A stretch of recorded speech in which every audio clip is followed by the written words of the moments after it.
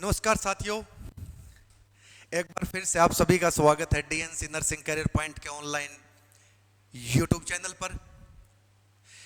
प्यारे बच्चों, एक सिलसिला डीएनसी नर्सिंग करियर पॉइंट ने स्टार्ट किया है कि जिसमें उन सभी बच्चों से आपकी मुलाकात करवाई जाएगी जिन्होंने 2023 नॉर्सेट के अंदर उन 2600 बच्चों में अपनी जगह बना के नर्सिंग ऑफिसर का टैग, नर्सिंग ऑफिसर के जॉब कमाई है।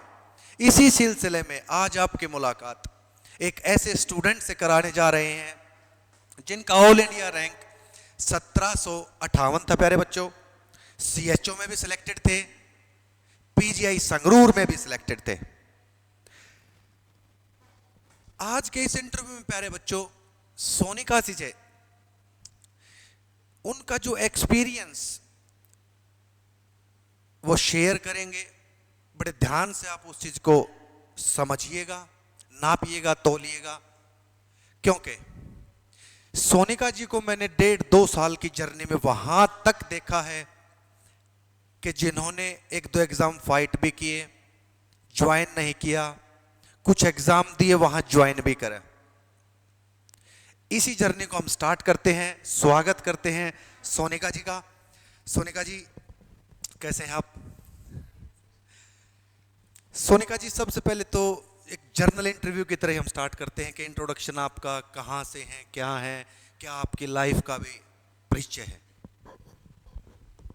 Thank you, sir. Hello, everyone. Myself Sonika, and I am from Fertia Bhima in Bhiwani district. I completed my graduation from Pandit Bhagwat Dayal Sharma University of Health Sciences, and और 2021 में हमने exam दिया था final year का। Exam देने के just with in 2 to 3 days हमारे जो सीनियर्स हैं हमने उनसे इंटरेक्ट किया, उनसे पूछा कि जो ऑलरेडी सिलेक्टेड है एम्स दिल्ली में या पीजीआई में, उनसे पूछा कि आपने कहाँ से कोचिंग ली थी, कैसे क्या आपका शेड्यूल था पढ़ने का। तो उन्होंने हमें सजेस्ट किया कि डीएनसी में बहुत अच्छे टीचर्स हैं वहाँ के और काफ़ी अच्छा कंटेंट देते हैं, आपको एक बार डेमो ज़रूर लेना चाहिए। फिर दिसंबर लास्ट में हम लोग आए थे, मतलब मैं अकेली नहीं थी, मेरे साथ मेरी 7-8 फ्रेंड्स और थी, हम सब आए यहाँ पे। तो सबसे पहला हमारा इंटरेक्शन हुआ मनवीर सर से। तो हमने सर से सिंपली यही बोला था, सर हमें डेमो लेनी है और देखना है कैसे क्या पढ़ाते हैं। तो जैसे मैंने एक्सपेक्ट किया था कि कोचिंग के टीचर्स होते हैं, आते ही बोलेंगे आओ बच्चों हमारी क्लासेस ज्वाइन करो, हम ये फ़ायदा होगा वो फ़ायदा होगा, ऐसा बिल्कुल नहीं था। सर ने सिंपली ये बोला कि बच्चों ऊपर क्लास चल रही है, आप जाके एक बार देख लो, अगर आपको पसंद आए तो ही ज्वाइन करना, और डाउट लगे तो और बाकी एकेडमी में भी मतलब आप देख सकते हो। वो मुझे बहुत ही इम्प्रेसिव लगा सर का कि हाँ मतलब इनमें इतना वो नहीं है कि भाई मेरी कोचिंग में ही आओ, ये इतना कॉन्फिडेंट थे कि मैं अपनी बेस्ट फैकल्टी दे रहा हूँ बच्चों को, तो ज़रूर इन्हें पसंद आएंगे, उनका पढ़ाने का तरीका, उनके नोट्स और कंटेंट सारी चीज़ें। फिर उसके बाद हम आए तो हमने देखा एक दिन, फिर उसके बाद सर ने बोला कि 4-5 दिन बाद आप आना। फिर हमने और ज्वाइन किया। 4-5 दिन के अंदर ही हमने सोच लिया था कि इससे बेस्ट आई थिंक नहीं पढ़ सकते हम कहीं से भी नोट्स, और इससे अच्छी फैकल्टी हमें मिल ही नहीं सकती। तो सर हमने यहाँ के मतलब डीएनसी के अलावा कहीं से डेमो भी नहीं लिया, हमने 4-5 दिन में डिसाइड कर लिया कि पढ़ना है तो यहीं से पढ़ना है बस। ये तो था साथियों सोनिका जी का एक जर्नल इंट्रोडक्शन। अब उस जर्नी की बातें स्टार्ट करते हैं कि सोनिका जी ने सीएचओ में ज्वाइन किया। काफ़ी कुछ खट्टा मीठा एक्सपीरियंस बताया जा रहा है सोनिका जी की तरफ से कि सर सीएचओ में काफ़ी कुछ ऐसा एक्सपीरियंस है जो मैं ज़रूर शेयर करना चाहूँगी उन सभी नर्सिंग एस्पायरेंट्स के साथ जो कमिंग फ्यूचर में या तो सीएचओ का एग्ज़ाम देना चाह रहे हैं या सीएचओ में हैं, कि वो खुद को किस तरीके से हैंडल करें कि अपकमिंग एग्ज़ाम के अंदर वो भी एक नर्सिंग ऑफिसर बन सके। फर्स्टली मैंने अपना पहला एग्ज़ाम दिया था हरियाणा सीएचओ का। तो मेरे मन में ऐसा नहीं था कि मुझे ज्वाइन करना है, मैंने सोचा था कि एक बार देखते हैं कि कंपटीशन क्या होता है, पेपर कैसे आता है, टाइम मैनेजमेंट, ये सारी चीज़ें। फिर मतलब वो हो गया क्लियर लकीली, उसमें मतलब मेरी ज्वाइनिंग हो गई कि हाँ आप सिलेक्ट हो। उसके बाद मैंने एमएससी का दिया था, उसमें हो गया था, लेकिन मुझे डाउट था कि मैं क्या करूं, मतलब एमएससी करूं या मैं सीएचओ ज्वाइन करूं। पर फिर मुझे ये था कि शायद सीएचओ की अभी ज्वाइनिंग नहीं आएगी, तो मैं अपना ही प्रिपरेशन रखती हूँ। मैंने मनबीर सर से बात की, सर ने भी मुझे यही सजेस्ट किया कि आप मतलब सीएचओ का दिमाग से अभी निकाल दो, एक ही चीज़ पे फोकस रखो कि हाँ एम्स में जाना है और अच्छे से पढ़ना है, बस यही कंटिन्यू रखो।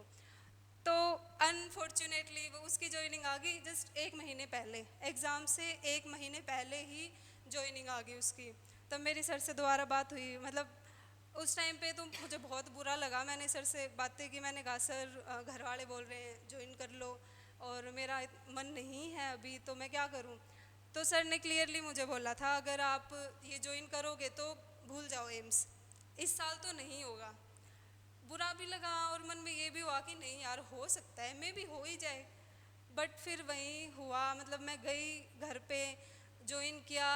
बोलने को बोल देते हैं कि भाई काम नहीं होता, बट जब ज्वाइन किया है, नौकरी ली है, तो काम तो करना ही पड़ेगा वहाँ पे।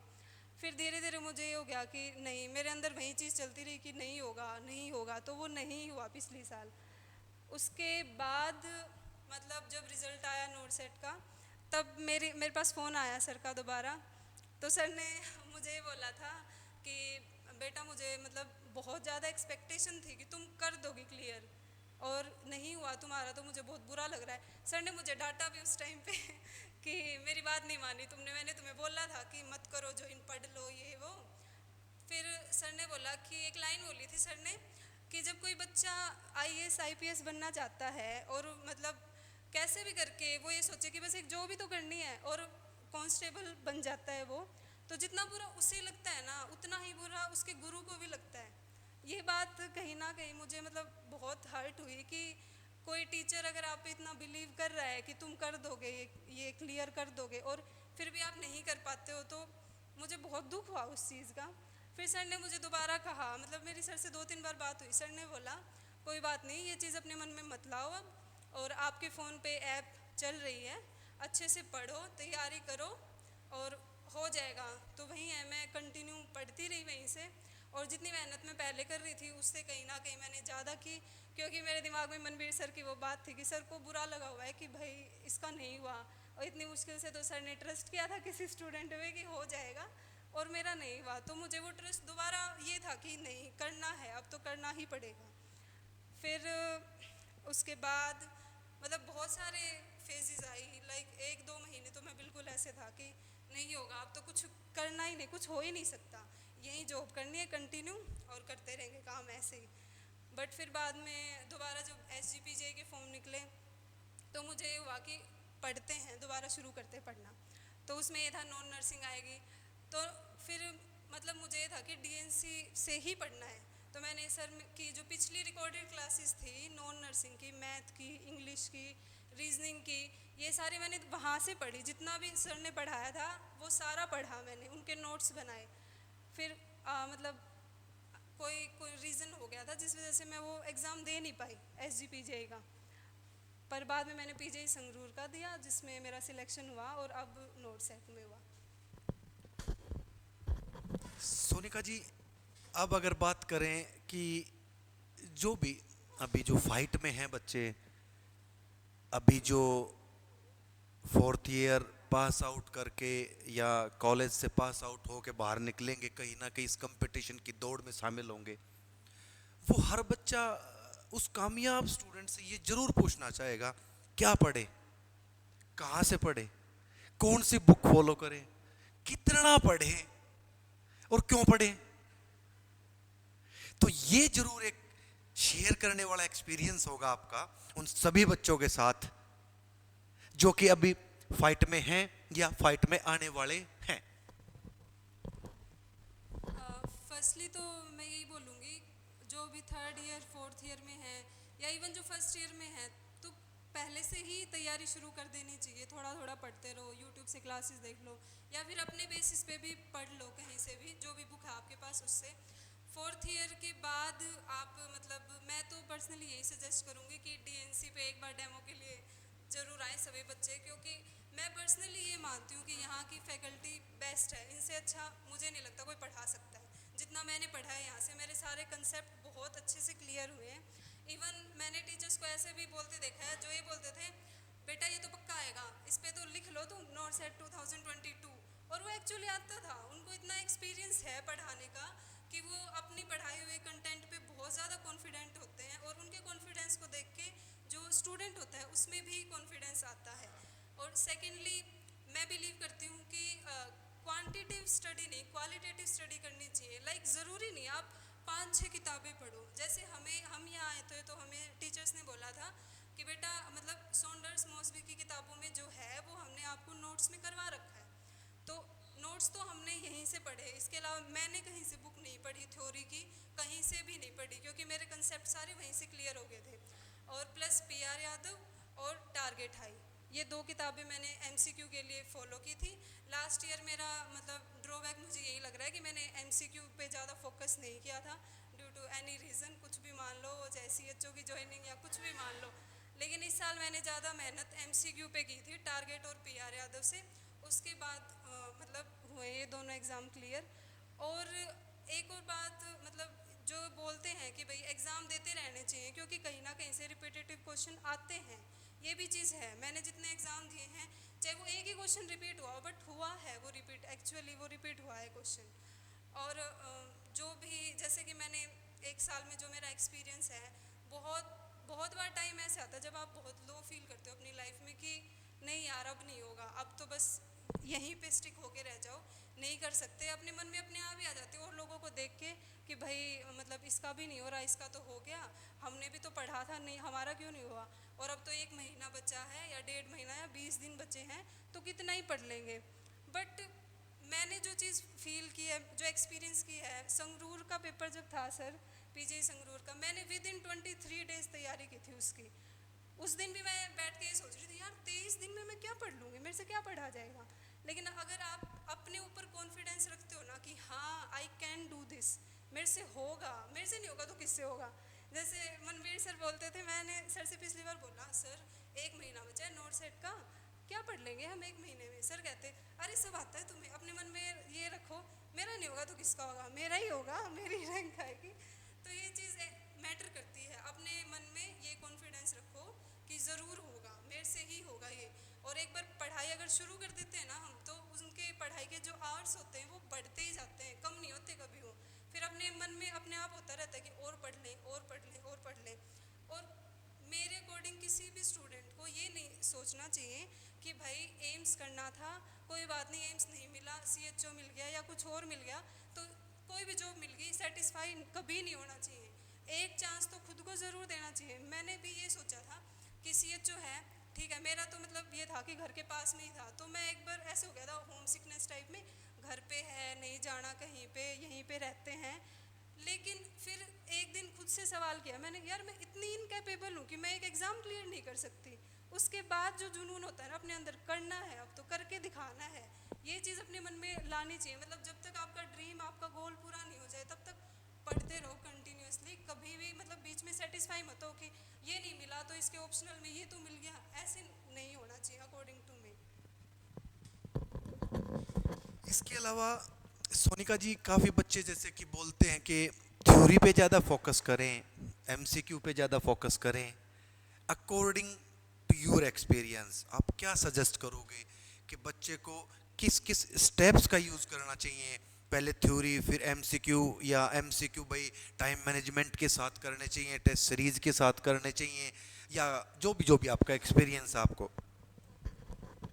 मेरे अकॉर्डिंग सबसे पहले तो नोट्स पढ़ लो, फिर नोट्स के बाद MCQ पे ही फोकस करना चाहिए मेनली। MCQ बहुत ज़्यादा ज़रूरी होते हैं एग्ज़ाम में सिलेक्शन के लिए।